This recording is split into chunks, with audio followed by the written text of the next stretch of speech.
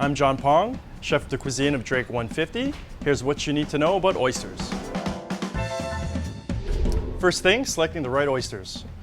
Here we use East and West Coast oysters in the restaurant. East Coast are generally saltier, brinier, a little bit smaller. West Coast oysters are plump, creamy, with a slight cucumber taste sometimes. Making sure they're fresh. How do you do that? Make sure the shells are closed.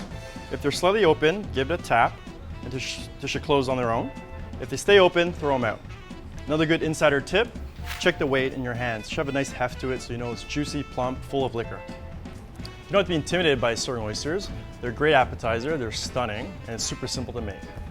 Now the fun part, how to shuck an oyster. You're gonna need an oyster knife and a towel. So first thing I like to do, roll up the towel. I'm right-handed, so the pointy end of the oyster should face the right. Cover the other half of the oyster with the towel. Gently insert your knife at a downward angle. Now twist. Run the knife along the top of the shell to remove the oyster meat. Check for any loose shell that might have broken off and remove that. Really important, smell the oyster. It should smell fresh like the ocean. Now take your oyster knife and remove the bottom of that muscle, abductor muscle there, to loosen it.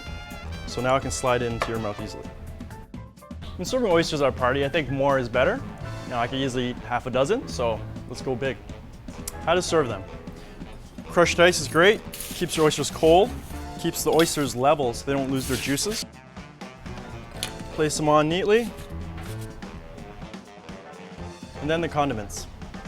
Lemon's always great, goes well with seafood. We have a house-made mignonette, which is raw shallot, red wine vinegar, and black pepper. Super simple, super easy to make. Fresh horseradish is available at most grocers. If you can't find it, the jarred stuff is perfectly fine. And if you like it hot, choose your favorite hot sauce. Here, we make a fermented Serrano hot sauce. When serving oysters, make sure it looks great. It's a simple dish, so jazz it up with some lemon, some hot sauce, some mignonette. And that's it, super easy, don't be intimidated. Serve this at your next party.